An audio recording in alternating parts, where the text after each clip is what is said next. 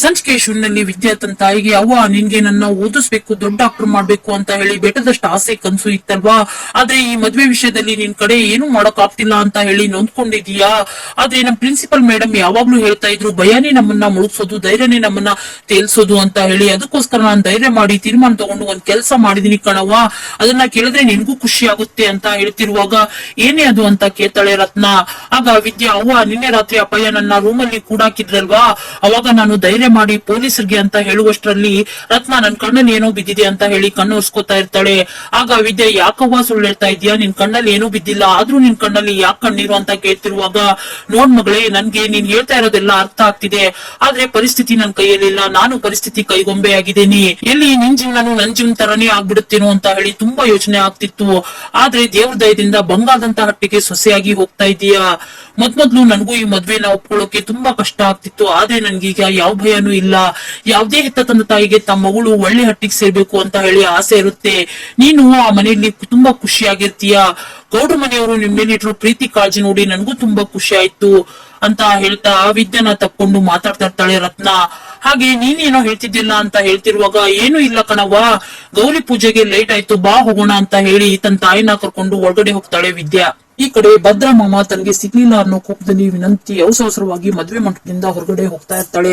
ಆಗ ಎದುರಿಗೆ ಬಂದಂತ ಸಾವಿತ್ರಿ, ಯಾಕೆ ಇಷ್ಟೊಂದು ಕೋಪ ಮಾಡ್ಕೊಂಡಿದೀಯಾ, ಏನಾಯ್ತು ಅಂತ ಕೇಳ್ತಿರುವಾಗ, ಇನ್ನೇನವ್ವ, ಆ ಭದ್ರಾ ಮಾಮ ಬೇರೆ ಹುಡುಗಿಗೆ ತಾಳಿ ಕಟ್ಟೋದನ್ನ ನೋಡ್ಕೊಂಡು ನನ್ಗೆ ಇಲ್ಲೇ ಇರೋಕ್ ಆಗಲ್ಲ, ನಾನು ಹೊರಡ್ತೀನಿ ಅಂತ ಹೇಳ್ತಿರುವಾಗ, ಯಾಕೆ ಇಷ್ಟೊಂದು ಅವಸರ, ನೋಡು ನಾ ಈ ಮದ್ವೆನ ನಿಲ್ಸ್ತೀನಿ ಅಂತ ಹೇಳಿ ಸಾವಿತ್ರಿ ಹೇಳ್ತಾ ಇರ್ತೀಯ. ಅಯ್ಯೋ ಅವ್ವ, ಇದನ್ನ ನೀನ್ ಹೇಳ್ಕೊಂಡೇ ಬಂದಿದ್ಯಾ, ಆದ್ರೆ ಇವಾಗ ನೀವ್ ಮಾಡಿರೋದೇನು ನೋಡು ಇಲ್ಲಿ ಅಂತ ಹೇಳಿ ತನ್ನ ಕೈಯಲ್ಲಿ ಇರೋ ಬಾಟ್ಲಿನ ತೋರಿಸ್ತಾ, ಭದ್ರ ಏನಾದ್ರೂ ತಾಳಿ ಕಟ್ಟೋ ಸಮಯ ಬಂದ್ರೆ ಈ ವಿಷದ ಗುಳಿಗೆನ ತಗೊಂಡು ನಾನು ಇಲ್ಲೇ ಪ್ರಾಣ ಬಿಟ್ಬಿಟ್ಟು ಮದ್ವೆನ ನಿಲ್ಸ್ಬಿಡ್ತೀನಿ ಅಂತ ಸಾವಿತ್ರಿ ಹೇಳಿದಾಗ ನಗ್ತಾ ವಿನಂತಿ, ನೋಡವ್ವ, ನೀನೇನಾದ್ರೂ ಪ್ರಾಣ ಬಿಟ್ರೆ ನೀನ್ ಹೆಣನ ಮುಚ್ಚಿ ಮಡಗ್ಬಿಟ್ಟು ಭದ್ರಮಾಮನ್ ಕಡೆಯಿಂದ ತಾಳಿ ಕಟ್ಸ್ಬಿಡ್ತಾರೆ ದೊಡ್ಡ ಮಾಮಗೆ ಭದ್ರಮಾಮನ್ ಸಂತೋಷನೇ ಮುಖ್ಯ ಅಂತ ಹೇಳ್ತಿರುವಾಗ, ಹೌದು ಕಣೆ, ಅದು ಸರಿಯಾಗಿದೆ, ಆದ್ರೆ ನಂಗೆ ಏನ್ ಮಾಡ್ಬೇಕು ಅಂತಾನೆ ಗೊತ್ತಾಗ್ತಿಲ್ಲ ಅಂತ ಹೇಳ್ತಿರುವಾಗ, ನೋಡವ್ವ, ನೀನ್ ಬೇಕಾದ್ರೆ ಇಲ್ಲಿ ಮದ್ವೆ ನೋಡ್ಕೊಂಡು ಉಂಡು ತಿಂದು ಬಾ, ಆದ್ರೆ ನನಗ್ ಮಾತ್ರ ಇಲ್ಲಿ ಇರಕ್ ಆಗಲ್ಲ ಅಂತ ಹೇಳಿ ನಾನ್ ಹಟ್ಟಿಗೆ ಹೋಗ್ತೀನಿ ಅಂತ ಹೇಳ್ತಾ ವಿನಂತಿ ಅಲ್ಲಿಂದ ಹೊರಡ್ತಾಳೆ.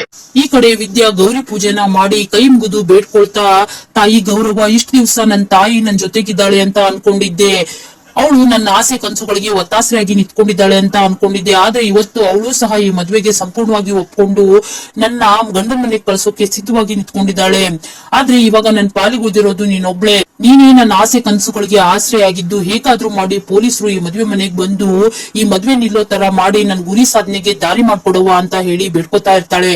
ಆಗ ಅಲ್ಲೇ ನಿಂತಿರುವ ಸರಸ್ವತಿ ರತ್ನಂಗೆ, ಅವ್ವ, ಇವೆ ಆಗಿ ಹೋಗ್ತಾ ಇರೋ ಹೆಣ್ಣು ಈ ಗೌರಿ ಪೂಜೆನ ಯಾಕೆ ಮಾಡ್ಬೇಕು ಅಂತ ಕೇಳಿದಾಗ ರತ್ನ, ತವ್ರ ಮನೆಯಿಂದ ಹೆಣ್ಣು ಮದುವೆಯಾಗಿ ಹೋಗ್ತಿರುವಾಗ ತನ್ನ ತಂದೆ ತಾಯಿ ಒಡ ಹುಟ್ಟಿದವರು ಅಕ್ಕ ತಮ್ಮ ಎಲ್ರನ್ನೂ ಬಿಟ್ಟು ಗಂಡ ಮನೆಗೆ ಒಬ್ಬಂಟಿಯಾಗಿ ಹೋಗ್ತಾಳೆ. ಹಾಗೆ ಮದುವೆಯಾಗಿ ಹೋಗೋಕ್ಕಿಂತ ಮುಂಚೆ ನೀನು ನನ್ ಗಂಡನ ಮನೆಯಲ್ಲಿ ನನ್ನ ತಾಯಿಯಾಗಿ ನನ್ ಜೊತೆಗಿರುವ ಅಂತ ಹೇಳಿ ಬೇಡ್ಕೊಂಡು ಮಾಡುವಂತ ಪೂಜೆ ಇದು ಅಂತ ಹೇಳಿ ರತ್ನ ಸರಸ್ವತಿಗೆ ಹೇಳ್ತಾ ಇರ್ತಾಳೆ. ಆಗ ವಿದ್ಯಾ, ಅಜ್ಜಿ, ಪೂಜೆಗೆ ಬಂದಿರೋರಿಗೆಲ್ಲ ಅರ್ಶನ ಕುಂಕುಮ ಕೊಡಮ್ಮ ಅಂತ ಹೇಳಿದಾಗ ವಿದ್ಯಾ ಎಲ್ರನ್ನೂ ಕೂರಿಸಿ ಅರ್ಶನ ಕುಂಕುಮ ಕೊಡ್ತಾಳೆ. ಕೊನೆಗೆ ತನ್ನ ತಾಯಿಗೂ ಅರ್ಶನ ಕುಂಕುಮ ಕೊಟ್ಟು ಬಂದು ದೇವ್ರ ಹತ್ರ ಬೇಡ್ಕೊತಾ ನಿಂತ್ಕೋತಾಳೆ. ಮದುವೆಗೆ ಸಿದ್ಧಾಗಿ ಬಾಸಿಂಗನ ಕಟ್ಕೊಂಡಂತ ಭದ್ರೇಗೌಡ ತನ್ನ ತಂದೆ ಶಿವರಾಮೇಗೌಡನ ಕಾಲಿಗೆ ಬಿದ್ದು ಆಶೀರ್ವಾದ ತಗೋತಾನೆ.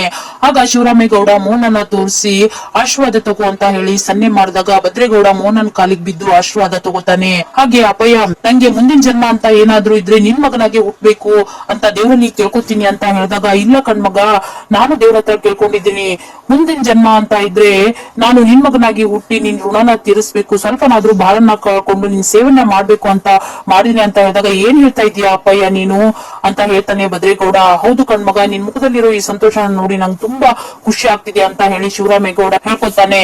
ಆಗ ಭದ್ರೇಗೌಡ, ಅಪ್ಪ, ಈ ಖುಷಿಗೆಲ್ಲ ಕಾರಣನೇ ನೀನ್ ಕಣಪ್ಪ ಅಂತ ಹೇಳಿದಾಗ, ನಿನ್ ಮುಖದಲ್ಲಿರೋ ಸಂತೋಷ ನೋಡಿ ನನಗೂ ತುಂಬಾ ಸಂತೋಷ ಆಗ್ತಿದೆ, ನೀನ್ ಯಾವಾಗ್ಲೂ ಈ ರೀತಿ ಖುಷಿಯಾಗಿರ್ಬೇಕು ಅಂತ ಹೇಳಿ ಭದ್ರೇಗೌಡನ ತಪ್ಕೊಂಡು ಆಳ್ತಾ ಇರ್ತಾನೆ ಶಿವರಾಮೇಗೌಡ. ಹಾಗೆ ನಿನ್ ಚಿಕ್ಕಪ್ಪನ ಹತ್ರ ಆಶೀರ್ವಾದ ತಗೊಳಲ್ವಾ ಅಂತ ಹೇಳಿದಾಗ ಭದ್ರೇಗೌಡ ಗೋಪಾಲನ್ ಕಾಲಿಗೆ ಬಿದ್ದು ಆಶೀರ್ವಾದ ತಗೋತಾನೆ. ಆಗ ಅಲ್ಲೇ ನಿಂತಿರುವ ಕಿಟ್ಲೆ ಮಾಡ್ತಾ, ಬೇಗ ಬಾ ಅಂತಮ್ಮ, ಇಲ್ಲ ಅಂದ್ರೆ ಪುರೋಹಿತರು ಮುಹೂರ್ತ ಮೀರ್ತು ಅಂತ ಹೇಳಿ ಬೈತಾರೆ ಅಂತ ಹೇಳಿದಾಗ ಖುಷಿಯಿಂದ ಎಲ್ರು ಕಲ್ಯಾಣ ಮಂಟಪದ ಹತ್ರ ಹೊರಡ್ತಾರೆ. ಈ ಕಡೆ ಮಂಟಪದ ಹತ್ರ ಮದುವೆಗೆ ಭರ್ಜರಿ ಸಿದ್ಧತೆಗಳು ನಡೆದ ಇರುತ್ತೆ. ಆಗ ಅಜ್ಜಿ ಸಾವಿತ್ರಿನ ನೋಡಿ, ಎಲ್ಲಿ ಒಬ್ಳೆ ಬರ್ತಾ ಇದೀಯಾ, ವಿನಂತಿ ಎಲ್ಲಿ ಅಂತ ಕೇಳಿದಾಗ, ಅವಳು ಬರ್ದೇ ಇದ್ರೆ ಏನು ಮದ್ವೆ ನಿಂತೋಗುತ್ತಾ, ಅವಳು ಮದ್ವೆಗೆ ಬಂದು ಇದನ್ನೆಲ್ಲ ನೋಡಿ ಹೊಟ್ಟೆ ಉರ್ಕೊಳ್ಳೋ ಬದಲು ಅಲ್ಲೇ ಹಟ್ಟಿಲಿರ್ಲಿ ಬಿಡು ಅಂತ ಹೇಳಿ ಕೋಪದಿಂದ ಮಾತಾಡ್ತಾ ಇರ್ತಾಳೆ ಸಾವಿತ್ರಿ. ಆಗ ಅಜ್ಜಿ ನೋಡಿ ಹಣೆ ಬರದಲ್ಲೇ ಇಲ್ಲ ಅಂದ್ರೆ ನಾವೇನ್ ಮಾಡೋಕ್ಕಾಗುತ್ತೆ ಅಂತ ಹೇಳಿದಾಗ ಮತ್ತ್ಯಾಕ್ ಮಾತಾಡಿ ನನ್ ಹೊಟ್ಟೆ ಉರಿಸ್ತೀಯ, ಸುಮ್ನೆ ಕುತ್ಕೋ ಅಂತ ಹೇಳಿ ಗುಣುತ್ತಾ ಇರ್ತಾಳೆ ಸಾವಿತ್ರಿ. ಆಗ ಮದುಮಗ ಬದ್ರಿಗೌಡ ಹಸಿಮನೆಗೆ ಬಂದು ಕುತ್ಕೊಂಡು ಪೂಜೆ ಮಾಡ್ತಾ ಇರ್ತಾನೆ. ಅದನ್ನ ನೋಡಂತ ಪ್ರಕಾಶ, ಏನವ್ವ ಎಲ್ಲ ನೀ ಅನ್ಕೊಂಡಂಗೆ ಆಗ್ತಾ ಇದೆ ಅಂತ ಹೇಳಿ ಈಶ್ವರಿಗೆ ಹೇಳಿದಾಗ, ಹೌದು ಮಗ, ಎಲ್ಲ ನಾ ಅನ್ಕೊಂಡಂಗೆ ಆಗ್ಲೇಬೇಕು, ಆದ್ರೆ ನಿಮ್ಮಪ್ಪ ಮಾತ್ರ ಅಂತ ಹೇಳಿ ಗೋಪಾಲನ್ನ ನೋಡ್ತಾ ಮಾತಾಡ್ತಾ ಇರ್ತಾಳೆ ಈಶ್ವರಿ. ಈ ಕಡೆ ಚೆಲುವ ರತ್ನಂಗೆ ನೋಡಿ, ರತ್ನ ನನ್ ಮಗಳು ದೊಡ್ಡ ಹಟ್ಟಿಗೆ ಸೊಸೆಯಾಗಿ ಹೋಗ್ತಾ ಇದ್ದಾಳೆ, ಅವಳು ಅಲ್ಲಿ ಖುಷಿಯಾಗಿರ್ತಾಳೆ, ನಾವು ಖುಷಿಯಿಂದ ಅವಳನ್ನ ದಾರಿ ಕೊಡೋಣ ಅಂತ ಹೇಳಿ ಮಾತಾಡ್ತಾ, ನೋಡಮ್ಮ ಮಗಳೇ, ನೀನು ಆ ಹಟ್ಟಿಯಲ್ಲಿ ರಾಣಿ ಮಹಾರಾಣಿಯಾಗಿರ್ತೀಯ, ಯೋಚನೆ ಮಾಡ್ಬೇಡ, ಸಿದ್ಧವಾಗು ಬಾ ಅಂತ ಹೇಳಿದಾಗ ವಿದ್ಯಾ ಮಾತ್ರ ಪದೇ ಪದೇ ಹೊರಗಡೆನೆ ನೋಡ್ತಾ ಇರ್ತಾಳೆ. ಆಗ ರತ್ನ ಬಾ ವಿದ್ಯಾ ಅಂತ ಹೇಳಿ ರತ್ವಿ ಮಂಟಪದ ಹತ್ರ ಕರ್ಕೊಂಡು ಹೋಗ್ತಾಳೆ. ಆಗ ಅಲ್ಲಿ ಅಂತರ್ಪಟದ ಶಾಸ್ತ್ರ ಎಲ್ಲಾ ಮುಗಿದು ವಿದ್ಯಾ ಹಾಗೂ ಬದ್ರಿಗೌಡ ಒಬ್ರಿಗೊಬ್ರು ಮುಖ ನೋಡ್ಕೊಳ್ತಾ ಹಸೆ ಮನೆ ಮೇಲೆ ಕುತ್ಕೊಂಡು ಒಂದೊಂದಾಗಿ ಪೂಜೆನೆಲ್ಲ ನೆರವೇರಿಸ್ತಾ ಇರ್ತಾರೆ. ಈ ಕಡೆ ವಿದ್ಯಾ ಹಾಗೂ ಬದ್ರಿಗೌಡ ಎಲ್ಲ ಶಾಸ್ತ್ರಗಳನ್ನು ಮುಗಿಸ್ತಾರೆ. ಆದ್ರೆ ವಿದ್ಯಾನ್ ಗಮನ ಮಾತ್ರ ಹೊರಗಡೆನೆ ಇರುತ್ತೆ. ಅವಳು ಪದೇ ಪದೇ ಹೊರಗಡೆ ನೋಡ್ತಾ ಇರೋದನ್ನ ಗಮನಿಸಿದಂತ ಬದ್ರಿಗೌಡನ್ಗೆ ಚಿಕ್ಕದಾಗಿ ಅನುಮಾನ ಶುರುವಾಗುತ್ತೆ. ಬದ್ರಿಗೌಡ ಹಾರ ಹಾಕೋಕಂತ ವಿದ್ಯಾನ ನೋಡ್ತಿರುವಾಗ ವಿದ್ಯಾನ್ ಗಮನ ಮಾತ್ರ ಹೊರಗಡೆನೆ ಇರುತ್ತೆ. ಅದನ್ನ ಗಮನಿಸಿದಂತಹ ರತ್ನ ವಿದ್ಯಾನ್ಗೆ ಸನ್ನೆ ಮಾಡ್ತಾಳೆ. ಆಗ ಪರಸ್ಪರ ವಿದ್ಯಾ ಹಾಗೂ ಬದ್ರಿಗೌಡ ಹಾರ ಬದಲಾಯಿಸ್ಕೋತಾರೆ. ಹಾಗೆ ಪುರೋಹಿತರು ತಾಳಿನ ಕೊಟ್ಟು ಎಲ್ರೂ ಕಡೆಯಿಂದ ನಮಸ್ಕಾರ ಮಾಡ್ಕೊಂಡ್ ಬನ್ನಿ ಅಂತ ಹೇಳಿದಾಗ ಮೋಹನ ಅದನ್ನ ತಗೊಂಡು ಎಲ್ರ ಕಡೆಯಿಂದ ನಮಸ್ಕಾರ ಮಾಡೋಕಂತ ಕೆಳಗಡೆ ಬರ್ತಾಳೆ. ಆಗ ಎಲ್ರಿಗೂ ಖುಷಿ ಆಗುತ್ತೆ, ಮನಸ್ಫೂರ್ತಿಯಾಗಿ ಆಶೀರ್ವಾದ ಮಾಡ್ತಾರೆ. ಆಗ ತಾಳಿಗೆ ನಮಸ್ಕಾರ ಮಾಡಿದಂತ ಬದ್ರೇಗೌಡ ತಾಳಿನ ಕೈಯಲ್ಲಿ ತಗೊಂಡು ಇನ್ನೇನ್ ಕಟ್ಬೇಕು ಅಂತ ಹೇಳಿ ಹಿಡ್ಕೊಂಡಾಗ ವಿದ್ಯಾ ಮಾತ್ರ ಇನ್ನೂ ಯಾಕೆ ಬಂದಿಲ್ಲ ಅಂತ ಹೇಳಿ ಯೋಚನೆ ಮಾಡ್ತಾ ಹೊರಗಡೆನೇ ನೋಡ್ತಾ ಇರ್ತಾಳೆ. ಆಗ ಚೆಲುವ ದೇವ್ರನ್ನ ಬೇಡ್ಕೋತಾ, ಇದುವರೆಗೂ ಎಲ್ಲಾ ಸುಸೂತ್ರವಾಗಿ ನಡ್ಸ್ಕೊಟ್ಟಿದ್ಯಾ, ಇನ್ನು ಮುಂದೆ ನೀವು ಹಾಗೆ ಮಾಡಪ್ಪ ಅಂತ ಹೇಳಿ ಬೇಡ್ಕೋತಾ ಇರ್ತಾನೆ. ಪುರೋಹಿತರು ಗಟ್ಟಿ ಮೇಳ ಅಂತ ಹೇಳಿದಾಗ ಬದ್ರೇಗೌಡ ತಾಳಿ ಕಟ್ಟೋಕಂತ ಹೋಗ್ತಾನೆ. ಆಗ ಅದೇ ಸಮಯಕ್ಕೆ ಕಲ್ಯಾಣ ಮಂಟಪದಲ್ಲಿ ನಿಲ್ಸಿ ಅನ್ನೋ ಶಬ್ದ ಕೇಳುತ್ತೆ. ಆಗ ಕಲ್ಯಾಣ ಮಂಟಪಕ್ಕೆ ನುಗ್ಗಿದಂತ ಪೊಲೀಸರನ್ನ ನೋಡಿದಂತ ಶಿವರಾಮೇಗೌಡರ ಕುಟುಂಬಕ್ಕೆ ಹಾಗೆ ಚೆಲುವಿಗೆ ಎಲ್ಲರಿಗೂ ಶಾಕ್ ಆಗುತ್ತೆ. ಮದ್ವೆ ಮಂಟಪದೊಳಗಡೆ ಬಂದ ಪೊಲೀಸರನ್ನ ನೋಡಿದಂತ ಬದ್ರೇಗೌಡ ಇನ್ನೇನ್ ವಿದ್ಯಾಗಳಿಗೆ ತಾಳಿ ಕಟ್ಬೇಕು ಅಂತಿರೋದನ್ನ ಕೊರಳಿಂದ ಹೊರಗಡೆ ತೆಗಿತಾನೆ. ಆಗ ಶಿವರಾಮೇಗೌಡ ಕೋಪದಲ್ಲಿ, ಅಲ್ಲ ಮದ್ವೆ ಮನೆಗೆ ನುಗ್ಗಿದ್ದಲ್ದಲ್ಲಿ ಮದ್ವೆ ನಿಲ್ಸ್ಬೇಕು ಅಂತ ಹೇಳ್ತಿದ್ಯಲ್ಲ ಅಂತ ಹೇಳಿ ಇನ್ಸ್ಪೆಕ್ಟರ್ಗೆ ಬೈತಿರುವಾಗ, ಗೌಡ್ರೆ ಮೊದ್ಲು ಮರ್ಯಾದೆ ಕೊಟ್ಟು ಮಾತಾಡೋದನ್ನ ಕಲೀರಿ ಅಂತ ಹೇಳಿದಾಗ, ಮದ್ವೆ ಮನೆಗೆ ನುಗ್ಗಿದ್ದಲ್ದನೆ ಮದ್ವೆ ನಿಲ್ಸು ಅಂತ ಹೇಳ್ತಿದ್ಯಲ್ಲ, ನೀನ್ ಮರ್ಯಾದೆ ಬೇರೆ ಕೊಡ್ಬೇಕಾ ಅಂತ ಹೇಳಿ ವ್ಯಂಗ್ಯವಾಗಿ ಮಾತಾಡ್ತಾ ಇರ್ತಾರೆ. ಆಗ ಗೋಪಾಲ, ಅಣ್ಣ ಇವ್ರ ಹತ್ರ ನಾನ್ ಮಾತಾಡ್ತೀನಿ, ನೀನ್ ಸ್ವಲ್ಪ ಸಮಾಧಾನವಾಗಿರು ಅಂತ ಹೇಳ್ತಿರ್ತಾನೆ. ಆಗ ಗೋಪಾಲ ಪೊಲೀಸರಿಗೆ, ಸರ್ ನೀವ್ ಇಲ್ಲಿವರೆಗೂ ಯಾಕೆ ಬಂದಿದ್ದೀರಾ, ಹೌದು ಈ ಮದ್ವೆನ ಯಾಕೆ ನಿಲ್ಲಿಸ್ಬೇಕು ಅಂತ ಕೇಳಿದಾಗ, ಈ ಮದ್ವೆನ ನಿಲ್ಲಿಸ್ಬೇಕು ಅಂತ ಹೇಳಿ ನಮ್ಗೆ ಫೋನ್ ಬಂದಿದೆ, ಅದಕ್ಕೋಸ್ಕರ ನಾವ್ ಇಲ್ಲಿವರೆಗೂ ಬಂದಿದ್ದೀವಿ ಅಂತ ಹೇಳ್ತಾರೆ ಪೊಲೀಸರು. ಪೊಲೀಸರ ಮಾತನ್ನ ಕೇಳಿ ಎಲ್ರಿಗೂ ಶಾಕ್ ಆಗುತ್ತೆ. ಆಗ ಕೋಪದಿಂದ ಮಂಟಪದಿಂದ ಕೆಳಗಡೆ ಇಳಿದು ಬಂದಂತ ಶಿವರಾಮೇಗೌಡ ಪೊಲೀಸರಿಗೆ, ಯಾವನೋ ಫೋನ್ ಮಾಡಿ ಮದ್ವೆ ನಿಲ್ಲಿಸ್ಬಿಟ್ಟು ಅಂತ ಹೇಳ್ಬಿಟ್ಟ, ಅದನ್ನ ಕೇಳ್ಕೊಂಡು ನೀವು ಇಲ್ಲಿವರೆಗೂ ಬಂದ್ರಿ, ಆದ್ರೆ ಯಾವ ಕಾರಣಕ್ಕೆ ಮದ್ವೆನ ನಿಲ್ಲಿಸ್ಬೇಕು ಅಂತ ಕೇಳಿದಾಗ, ಯಾಕಂದ್ರೆ ಇನ್ನು ಹುಡುಗಿಗೆ 18 ವರ್ಷ ತುಂಬಿಲ್ಲ, ಹುಡುಗಿ ಇನ್ನು ಮೈನರು, ಬಾಲ್ಯ ವಿವಾಹ ಮಾಡೋದು ಕಾನೂನು ಪ್ರಕಾರ ಅಪರಾಧ ಅಂತ ಪೊಲೀಸ್ ಹೇಳಿದಾಗ ಅದನ್ನ ಕೇಳಿ ಎಲ್ರಿಗೂ ಶಾಕ್ ಆಗುತ್ತೆ. ಈ ಕಡೆ ಪ್ರಕಾಶ ಯಾರಿಗೂ ಕೈ ಸನ್ನೆ ಮಾಡ್ತಾ ಕೆಲಸ ಆಯ್ತು ಅಂತ ಹೇಳ್ತಿರುವಾಗ ಆ ವ್ಯಕ್ತಿ ಅಲ್ಲಿಂದ ಎದ್ದು ಹೋಗ್ತಾನೆ. ಮದ್ವೆ ಮಂಟಪದಿಂದ ಕೆಳಗಡೆ ಬಂದಂತ ಚೆಲುವ, ಅಯ್ಯೋ ಸಾಹೇಬ್ರೆ, ಇನ್ನ 6 ತಿಂಗಳಿಗೆ ನನ್ ಮಗಳಿಗೆ 18 ವರ್ಷ ತುಂಬುತ್ತೆ ಅಂತ ಹೇಳಿ ಪೊಲೀಸ್ ಹತ್ರ ಹೇಳ್ತಾ ಇರ್ತಾನೆ. ಆಗ ಪೊಲೀಸರು ಇನ್ನೂ 18 ವರ್ಷ ತುಂಬಿಲ್ಲ ತಾನೆ ಅಂತ ಹೇಳಿದಾಗ ಚೆಲುವ ಗೋಣಲ್ಲಾಡಿಸ್ತಾನೆ.